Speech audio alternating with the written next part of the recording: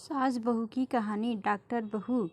Priyanka doctor की पढ़ाई कर रही थी, लेकिन उसकी सास कोकिला को उनका पढ़ाई करना बिल्कुल पसंद नहीं था और वह जानबूझकर उन्हें घर के कामों में उलझाए रखती थी। प्रियंका के घर उनकी सहेली आती है। नमस्ते आंटी, प्रियंका घर पर है क्या? सास: क्यों, कौन है तू और तुझे क्या काम है मेरी बहू से? जी, मैं उनकी सहेली नीलम हूँ। कल उसका एग्ज़ाम है ना, और उसने मुझसे कुछ किताबें पढ़ने के लिए मंगाई थी, वही देने आई हूँ। अच्छा, तू है नीलम जो सारा दिन फ़ोन पर मेरे बहू के कान भरती रहती है? देख लड़की, अगर आज के बाद तूने मेरी बहू को उल्टी सीधी बात पढ़ाई तो मुझसे बुरा कोई नहीं होगा। अरे खबरदार, अगर आज के बाद तूने मेरी बहू को फ़ोन किया और दोबारा इस घर में दिखाई दी। अरे माँ जी, पता नहीं आप किस ज़माने की औरत है। मैं तो सिर्फ आपकी बहू की मदद करना चाहती थी, लेकिन क्या करे, बेचारी की किस्मत ही टूटी है। उसे आप जैसी सास मिली है। ठीक है, जाती हूँ। बढ़िया आई मुझे भाषण देने वाली, तेरे जैसी बहुत देखी है मैंने। प्रियंका: माँ जी, मेरी बहन नीलम घर आई थी क्या? माँ जी बोली: अरे बड़ी बदतमीज है तेरी सहेली, औरों से बात करने का ढंग भी नहीं है उसे। मैंने बड़े बड़े ताने सुनाकर भगा दिया।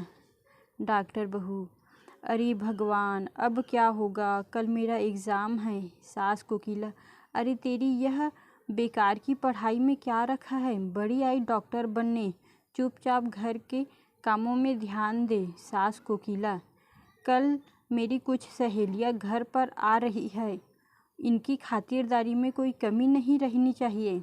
बहू: जी माँ जी। प्रियंका के साथ मुंह फुलाकर वहाँ से चली जाती है। अगले दिन का पूरा समय प्रियंका का सास की सहेलियों की खातिरदारी में और घर के काम में बीत जाता है और प्रियंका एग्ज़ाम नहीं दे पाती। उस रात प्रियंका अपने पति करण को सारी बात बताती है। करण: अब क्या बोलूँ, यह माँ भी ना, कोई बात नहीं, और तुम अपना मुंह ठीक कर लो, अगली बार अच्छे से ठीक से पढ़ाई करना। भारती: कुछ दिनों बाद बाहर से आवाज़ आती है। अरे कोकिला बहन, घर में प्रियंका है। कोकिला: क्या हुआ भारती, तू इस तरह लंगड़ा क्यों रही है? भारती: अरे क्या बताऊं कोकिला बहन, सीढ़ियों से उतरते वक्त मेरा पैर फिसल गया और पैर में सूजन आ गई, इसलिए तेरी बहू से दवा पानी कराने आई हूँ। कोकिला: मेरी समझ में नहीं आता, लोग छोटी छोटी बातों को लेकर डॉक्टर के पास क्यों जाते हैं। अरे तेरा पैर मुड़ा गया ना, बस ला, अभी तेरा पैर को ठीक कर देती हूँ, दिखा तेरा पैर। कोकिला भारती का पैर पकड़कर जोर से खींचती है। भारती: मर गई रे, ऐसा बोलकर जोर से चीखती है। कोकिला: अरे क्या हुआ, आराम मिला? एक तो मेरा पैर पहले से मचका हुआ है, कहीं ऐसा ना हो कि ज़्यादा मच हो जाए। रहने दे तू, अब मैं चलती हूँ। और वो चली जाती है। थोड़ी देर बाद प्रियंका घर आती है। माँ जी, अरे कहाँ मर गई थी सुबह से? प्रियंका: माँ जी, मैं अपनी किताबें लेने गई थी। प्रियंका अपने कमरे में चली जाती है। माँ जी: अच्छा, इन किताबों ने इनका दिमाग खराब कर रखा है, यह किताबें ही सारी मुसीबत की जड़ है। थोड़ी देर में वहाँ पेपर पस्ती लेने वाला आया और खाली बोतल लेने वाला चिल्लाता हुआ गुजर रहा होता है। सास ने बहू की सारी किताबें पेपर वालों को दी।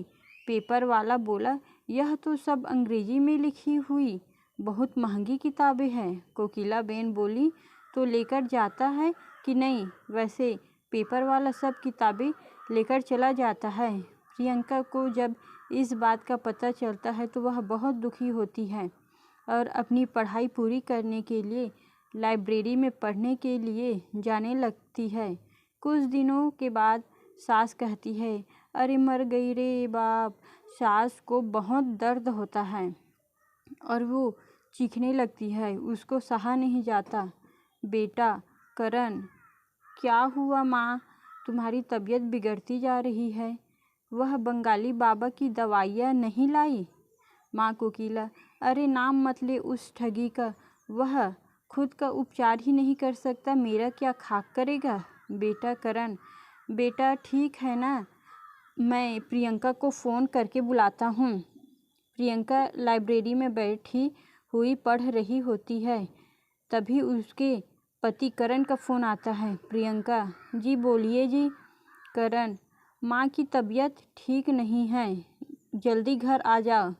प्रियंका, जी मैं अभी आती हूँ। थोड़ी देर के बाद प्रियंका घर पहुँचती है और कहती है, क्या हुआ माँ जी? माँ जी, हाँ बहुत बड़ा बुखार है। प्रियंका, फिक्र न करो माँ जी, आप मुझे एक बार चेकअप करने दीजिए, सब ठीक हो जाएगा। माँ जी, अच्छा ठीक है बहू, तेरी जैसी मर्जी।